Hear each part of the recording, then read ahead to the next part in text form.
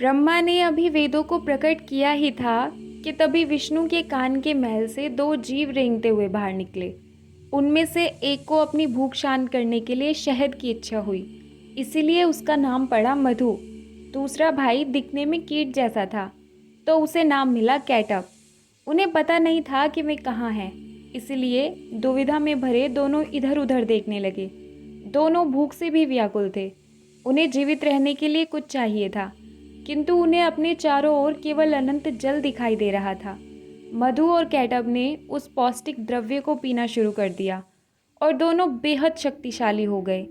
जैसे जैसे उनके शरीर बड़े होते गए, वैसे वैसे उनके सिर का आकार भी बढ़ता गया, क्योंकि वे अब अहंकार से भर चुके थे। इस विश्वास से भरकर कि वे ही उस क्षेत्र के स्वामी हैं, दोनों ने ब्रह्मांड की खोज आरंभ कर दी। भटकते हुए दोनों ब्रह्मा के पास पहुंच गए, जो अपने कमल के ऊपर विराजमान थे। दोनों भाई सृष्टिकर्ता का विरोध करने लगे। तुम कौन हो? यह पुष्पासन केवल श्रेष्ठ लोगों के लिए है। तुम्हारी हिम्मत कैसे हुई इस पर बैठने की? उन्होंने रोषपूर्ण स्वर में पूछा। ब्रह्मा ने कुछ नहीं कहा, जिससे मधु और कैटअप और ज्यादा भड़क उठे। आसन से नीचे उतरकर या तो हमारी संप्रभुता को स्वीकार करो, या हमें युद्ध में परास्त करके अपनी श्रेष्ठता सिद्ध करो। सृष्टि के रचयिता ने जब उनका कहा नहीं माना, तो मधु और कैटअप ने ब्रह्मा को नीचे गिराने के उद्देश्य से कमल नाल को हिलाना शुरू कर दिया। बेचारे ब्रह्मा ने पुष्प को कसकर पकड़े रखा, किंतु वेद उनके हाथ से फिसल गए और पुष्प की पंखुड़ियों के बीच की दरारों में से एक एक करके नीचे गिरने लगे। दोनों भाइयों ने वेदों को पानी के नीचे छिपा दिया और ब्रह्मा को धमकी देने लगे कि वे उनके द्वारा बनाई गई अब तक की सृष्टि की प्रत्येक वस्तु को नष्ट कर देंगे। ब्रह्मा घबराकर विष्णु के पास पहुंचे। हे ब्रह्मांड के रक्षक, मैं आपसे अनुरोध करता हूं कि मेरी सहायता कीजिए। क्या आप नहीं जानते, मैं आपके मैल से उत्पन्न प्राणियों से भी मुकाबला नहीं कर सकता। यदि आप मेरी रक्षा नहीं करेंगे, तो मैं सृष्टि के रचना कार्य को कैसे पूरा करूंगा? हम ऐसा व्रत क्यों बनाएं यदि उसके सिरे परस्पर मिल नहीं सकते? क्या आप मेरी विनती सुन रहे हैं? भगवान, क्या आप मुझे सुन रहे हैं? दुर्भाग्य से संरक्षक विष्णु तो पहले ही योग निद्रा में प्रवेश कर चुके थे। वह जागने और सोने के बीच की ऐसी स्वप्नहीन अवस्था थी जिसमें उन्हें किसी बात की सुध नहीं रहती थी। ब्रह्मा चिल्लाते रहे, किंतु विष्णु हिले तक नहीं। मधु और कैटअप खिलखिलाकर हंसने लगे, किंतु विष्णु पर कोई प्रभाव नहीं पड़ा। रचयिता ब्रह्मा को जब कोई उपाय नहीं सूझा, तो उन्होंने भगवान को जगाने के लिए निद्रा यानी नींद का आह्वान किया। हे निद्रा, आपकी शक्ति से नारायण सो गए हैं। मैं प्रार्थना करता हूँ कि उन्हें अपने आलिंगन से मुक्त कर दीजिए, ताकि वे हमें मधु और कैटअप से मुक्ति दिला सके, क्योंकि दोनों की इंद्रियों ने उन्हें अपने वश में कर लिया है। वे जो देख रहे हैं उससे इतने प्रभावित हो गए हैं कि उन्हें अनुचित ढंग से प्राप्त करना चाहते हैं। निद्रा, कृपया विष्णु को मुक्त कीजिए, उन्हें मुक्त कर दीजिए। निद्रा ने अनुरोध का उत्तर दिया, जिसके प्रभाव से संरक्षक विष्णु ने अपने कमल से नेत्र खोल दिए। ब्रह्मा की ऐसी दशा देखकर वे तुरंत समझ गए कि समूची सृष्टि संकट में है। मधु और कैटअप से टक्कर लेने के लिए विष्णु ने तुरंत एक नया रूप धारण करना आरंभ कर दिया। ब्रह्मा ने उस तेजस्वी अयालधारी को देखा। वह विष्णु का अश्व अवतार था। प्रभु यह ग्रीव बन गए थे, अश्व के सिर वाले। युद्ध आरंभ हुआ तो विष्णु ने महसूस किया कि वे मधु कैटअप की जोड़ी को मारने में असमर्थ हो रहे थे। एक भाई थक जाता तो दूसरा लड़ने लगता। उन्हें युद्ध करते 5000 वर्ष बीत गए। विष्णु पूरी तरह थक चुके थे।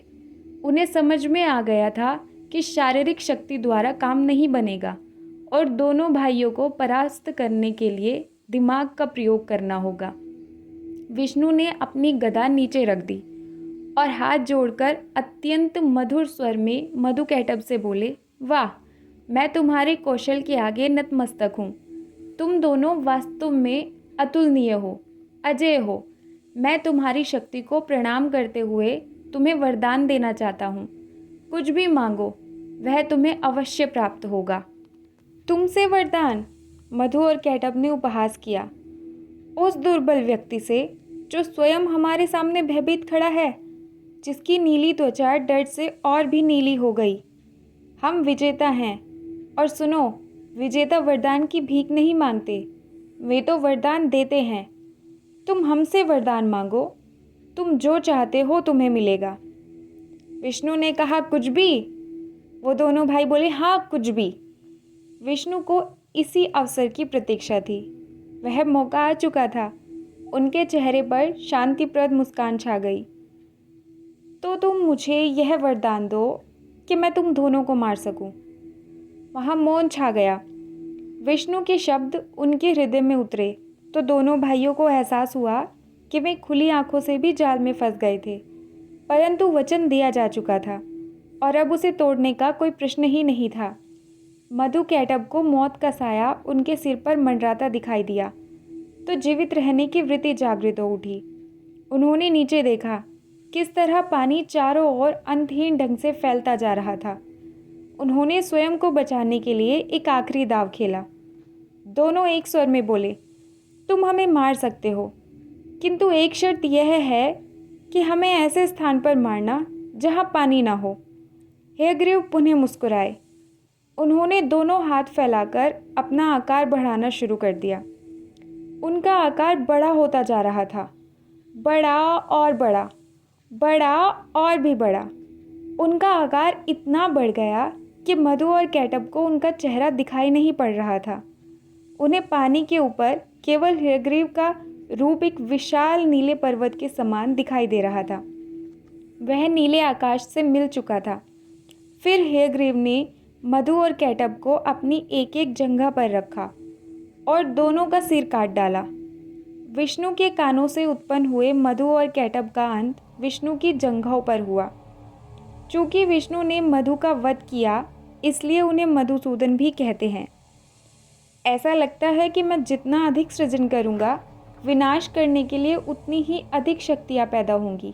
ब्रह्मा जी बोले, हमारी रक्षा करते रहिए नारायण, जैसे आपने अभी की है। संभवतः मैंने कुछ नहीं किया, संरक्षक विष्णु ने उत्तर दिया।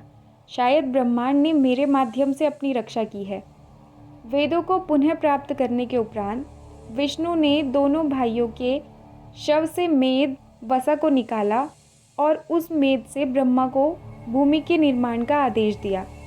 इसलिए पृथ्वी को मेदनी भी कहते हैं और इसकी मिट्टी को उपभोग के लिए अनुपयुक्त माना जाता है।